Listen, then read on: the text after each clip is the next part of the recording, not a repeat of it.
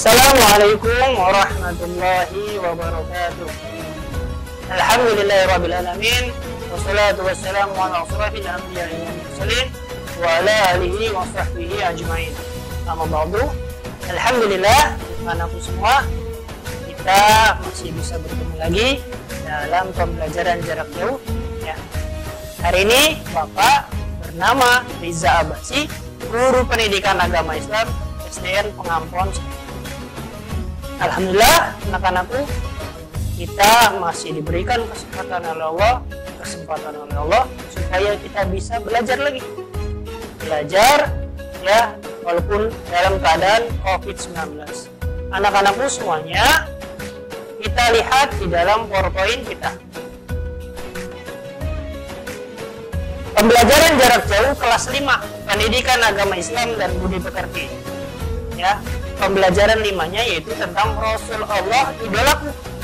Pembelajarannya yang pertama kisah keteladanan Nabi Ilyas alaihissalam, dan yang kedua kisah keteladanan Nabi Ilyas alaihissalam. Anak-anakku semuanya, kita masih dalam keadaan pandemi COVID-19. Jadi anak-anakku semua, kita harus menjaga kesehatan supaya kita bisa terhindar dari COVID-19. Anak-anakku, sebelum kita belajar, kita harus persiapkan dulu ya alat-alat belajarnya. Yang pertama yaitu apa? Buku. Ya, jadi buku disiapkan untuk kita belajar. Yang kedua, alat tulisnya, pensil ataupun pulpen. Yang ketiga, juz amma, atau yang keempat, jurnalnya. Selanjutnya, anak-anakku semuanya, ya, sebelum kita mulai pembelajaran, kita berdoa dulu supaya Allah selalu memberikan kita ilmu yang bermanfaat, keberkahan ilmu dan semuanya. Ya, tangannya dikeataskan anak-anak, kita berdoa bersama-sama. Bismillahirrahmanirrahim. Raditu billahi rabba wa bil islami dina wa bi Muhammadin nabiyya wa rasula. Rabbi zidni ilman warzuqni fahma. Amin ya rabbal alamin. Alhamdulillah, kita sudah berdoa. Semoga Allah selalu memberikan kita ya ilmu yang bermanfaat untuk kita di dunia maupun di akhirat. Anak-anakku, sebelum kita mulai, kita literasi Al-Quran terlebih dahulu. Bersama-sama kita baca bersama-sama ya anak-anak. A'udzu billahi minasy syaithanir rajim. Bismillahirrahmanirrahim. Ara'aital ladzi yukadzibu bid-din, fadzalikal ladzi yad'u'ul yatim wa la ya'uddu 'ala ta'amil miskin, fawailun lil musallin alladzina hum 'an salatihim sahun alladzina hum yura'una wa yamna'una al-ma'un. Shadaqallahul azim. Alhamdulillah, kita sudah membaca Al-Quran ya. Mudah-mudahan kalian semua bisa mendapatkan pahala dari Allah yang membacakan maupun yang mendengarkan. Selanjutnya ya, yang kita akan bahas yaitu kisah keteladanan Nabi Ilyas alaihissalam dan juga Nabi Ilyasa alaihissalam. Tujuan pembelajaran kita hari ini anak-anak perhatikan. Yang pertama, menjelaskan musibah yang diturunkan kepada Nabi Ilyas alaihissalam dengan benar. Yang kedua, menjelaskan sikap keteladanan Nabi Ilyas alaihissalam yang patut kita teladani dengan benar. Menjelaskan kehidupan Bani Israel di masa kepemimpinan Nabi Ilyas alaihissalam dengan benar. Dan yang keempat, menceritakan kisah keteladanan Nabi Ilyas alaihissalam dan Nabi Ilyas alaihissalam dengan jelas. Ya, anak-anakku perhatikan. Ya, kisah keteladanan Nabi Ilyas alaihissalam Perhatikan dengan cermat dan bacalah dengan baik Quran surat As-Saffat, ya, surat ke-37 ayat 123 berikut ini. Perhatikan.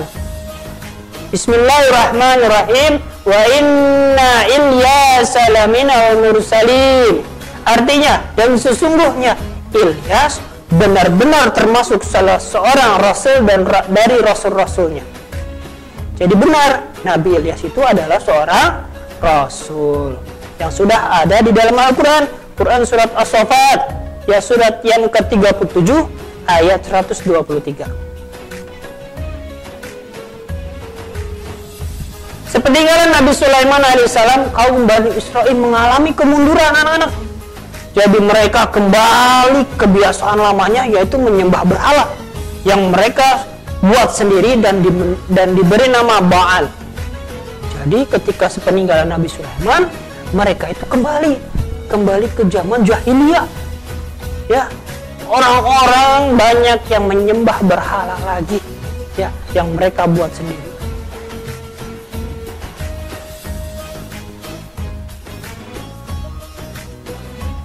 Nabi Ilyas alaihissalam diperintahkan oleh Allah untuk mengajak kaumnya menyembah Allah. Ia pun tak pernah lelah menjalankan perintah Allah. Jadi Nabi Ilyas itu selalu mengajak orang-orang, ya, manusia, orang-orang, ayo kita menyembah Allah. Ya, diajak, tidak pernah lelah, tidak pernah putus asa. Berulang kali Nabi Ilyas memperingatkan kaumnya, namun mereka tetap durhaka, menentang, bahkan mereka membenci dan hendak membunuh Nabi Ilyas. Ya, kejam sekali kaumnya. Allah tidak rela utusannya akan dianiaya. Agar selamat dari kejaran orang-orang kafir, maka Nabi Ilyas alaihissalam diperintahkan oleh Allah untuk meninggalkan kaumnya dan bersembunyi di dalam gua selama 10 tahun.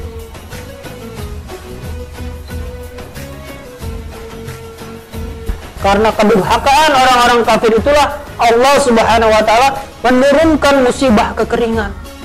Jadi orang-orang kafir di sana itu, ya, diturunkan azabnya sama Allah berupa kekeringan. Di sana tidak pernah turun hujan selama 3 tahun. Akibatnya banyak tanaman dan binatang ternak yang mati, serta banyak pula penduduk mengalami kelaparan karena kekurangan makanan. Setelah musibah terjadi, mereka baru tersadar bahwa seruan Nabi Ilyas alaihissalam itu benar.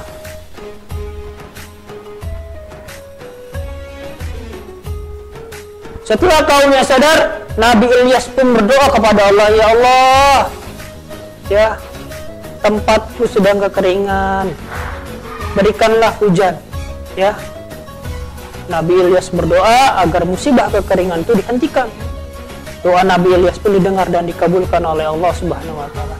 Seketika itu hujan pun turun.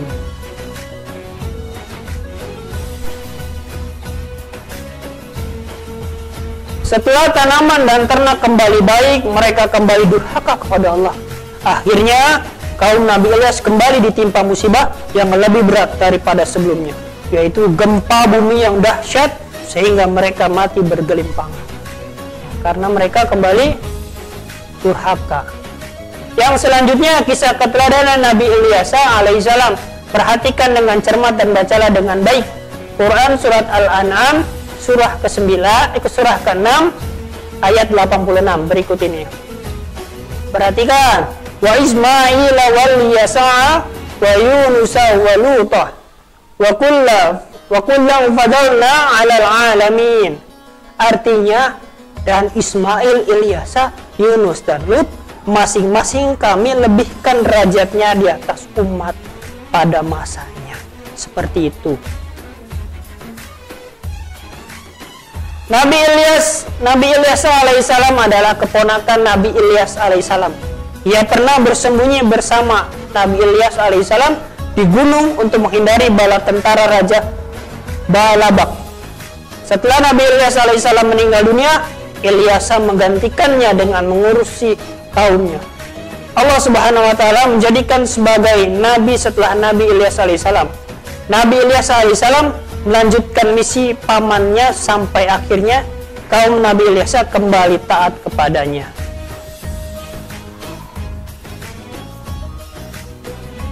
selama masa kepemimpinan Nabi Ilyas alaihissalam, kaum Bani Israel hidup rukun, tentram, makmur karena berbakti dan bertakwa kepada Allah Subhanahu wa taala. Akan tetapi setelah Nabi Ilyas wafat, kaumnya Bani Israel kembali durhaka kepada ajaran Allah, ya, yang dibawa Nabi Ilyas alaihissalam. Hari demi hari mereka semakin kufur kepada Allah. Pada akhirnya Allah Subhanahu wa taala melenyapkan kenikmatan dan kesenangan hidup kaumnya, sehingga jadilah mereka dilanda kesengsaraan. Ya, anak-anakku semuanya, kita lihat kesimpulan pelajaran kita hari ini. Yang pertama yaitu Nabi Ilyas alaihissalam senantiasa sabar menghadapi umatnya yang durhaka dan tidak pernah berhenti mengajak kepada kebaikan. Yang kedua, Nabi Ilyas alaihissalam selalu berdoa untuk keselamatan umatnya. Yang ketiga, bagi umat manusia yang durhaka, Allah Subhanahu wa taala turunkan malapetaka atau siksaan. Yang keempat, Nabi Ilyas alaihissalam mampu menciptakan kaumnya hidup rukun, tentram, dan makmur karena berbakti dan bertakwa kepada Allah Subhanahu wa taala. Yang kelima, ketaatan kepada Allah Subhanahu wa taala dan Rasulnya pasti membawa kebahagiaan hidup di dunia maupun di akhirat kelak. Ya, anak-anakku semuanya, ini ada latihan soal yang kalian isi nanti di rumah. Yang pertama, jelaskan azab yang diturunkan Allah kepada umat Nabi Ilyas alaihissalam yang durhaka. Yang kedua, tuliskan salah satu sikap yang patut diteladani dari keteladanan Nabi Ilyas alaihissalam. Yang ketiga, mengapa di masa kepemimpinan Nabi Ilyas alaihissalam kaumnya hidup rukun, tentram, dan makmur. Ya, anak-anakku semuanya, itu tadi materi tentang keteladanan sikap, ya, Nabi Ilyas alaihissalam dan Nabi Ilyas alaihissalam. Ya, anak-anakku semuanya, alhamdulillah pelajaran kita hari ini telah selesai. Mudah-mudahan kalian bisa mengambil manfaatnya dari kisah-kisah Nabi Ilyas dan Nabi Ilyas. Anak-anakku, sebelum kita akhiri, kita berdoa bersama-sama. Semoga Allah memberikan kita manfaat dan keberkahan ilmu pada hari ini. Anak-anakku, diangkat tangannya, kita berdoa, bermunajat kepada Allah. Ya, dan kita menutup doa kifaratul masjid. Bismillahirrahmanirrahim. Subhanaka Allahumma wa bihamdika asyhadu an la ilaha illa anta astaghfiruka wa atubu ilaik. Alhamdulillahirrabbilalamin. Pelajaran hari ini telah selesai. Anak-anakku, terima kasih telah memperhatikan. Assalamualaikum warahmatullahi wabarakatuh.